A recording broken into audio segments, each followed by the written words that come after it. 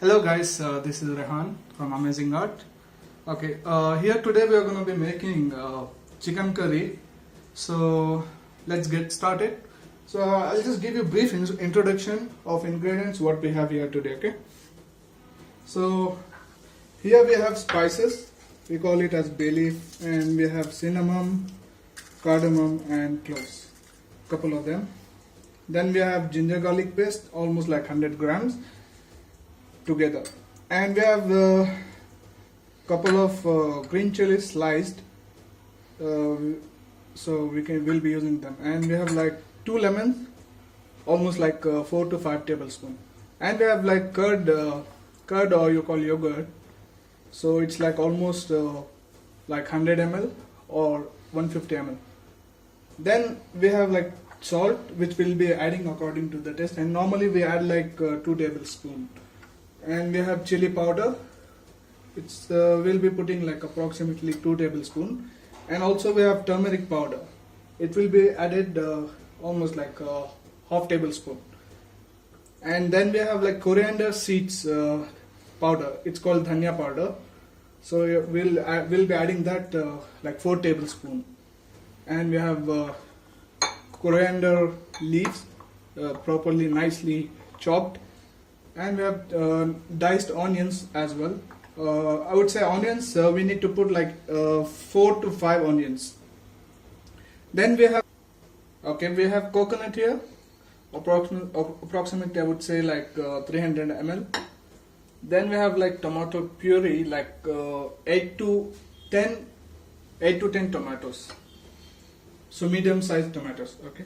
And then we have chicken, which is like 1.5 kg.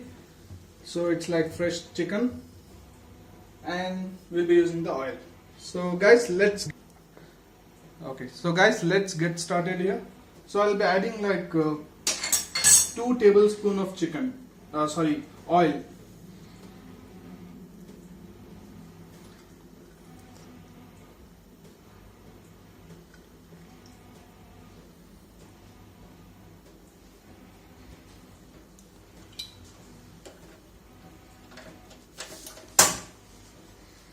Alright.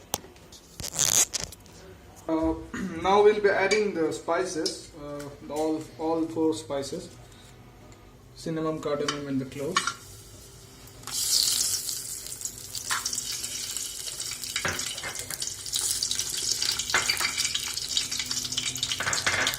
Okay, so let's wait for the spices to get heated up and release its aroma. Okay, once it's heated up and it's done, so I'll be adding onions. Alright, here we go, onions.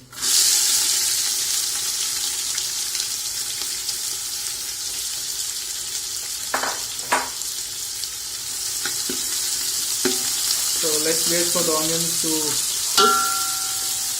And normally the time when we have to stop cooking the onions is when we see that the onions changes its color and it becomes transparent. So that's the time when we normally stop cooking the onions and continue with the other steps.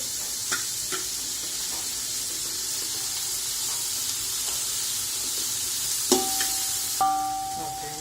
Now here you can see that the onions it has changed its color, and almost all the onions are like transparent.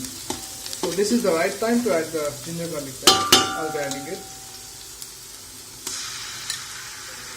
and this is the proper proportionate amount of ginger garlic paste, which will definitely give a good taste.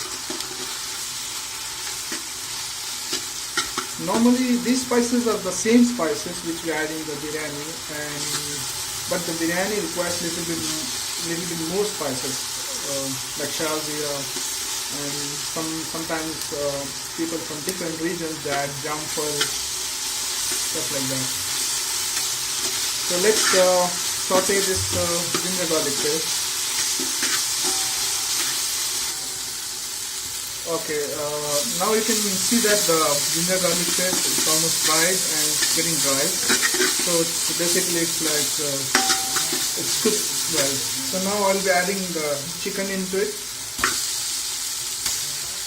and we'll add the chicken and we'll fry it up.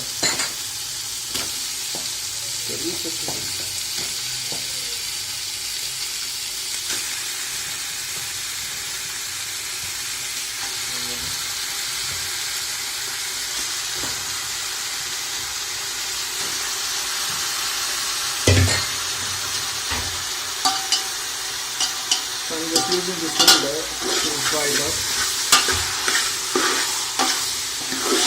My idea behind this is adding chicken after ginger garlic paste is that it basically gives a good taste, and when you add the spices onto the chicken, it will, the chili powder, garlic, turmeric powder and dhania powder, it will give a good taste and it will attach to the chicken.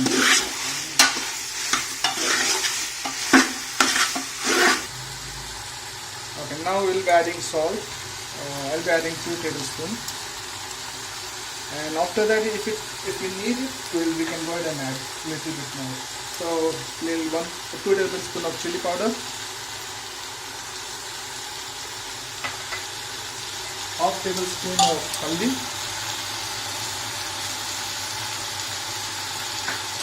and 4 tablespoons of dhania, almost 4 tablespoons. And I'll be also adding the chilies. It's like almost like 5 to 7 chili, sliced chilies. So let's give a stir to it and let's fry it a little and then we'll continue. As you can see that the chicken is almost dry. There's no moisture at all.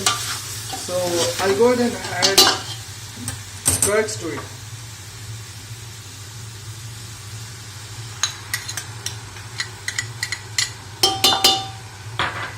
We'll just give a little push.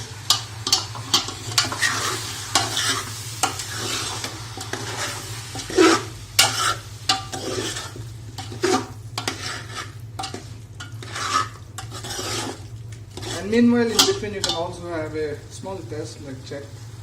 You can check the spices, how much they need, or you're required to change any ratio or something like that. Right now it looks fine.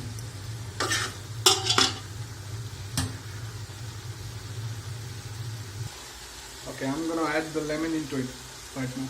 It's almost like 2 lemons.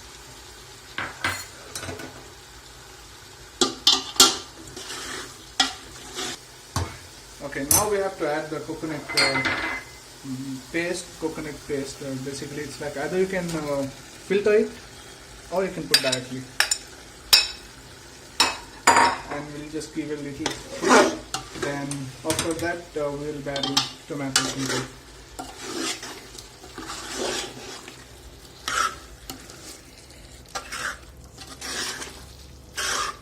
And in some cases you can also add butter instead of oil in the start, because butter gives a great flavor and great aroma to the curry. Okay, now we'll be adding the tomato puree, the tomato paste into it. So we'll be adding tomato paste. So this is. After this, the only thing left is now we have to add the coriander, chopped coriander. It is in US they call cilantro.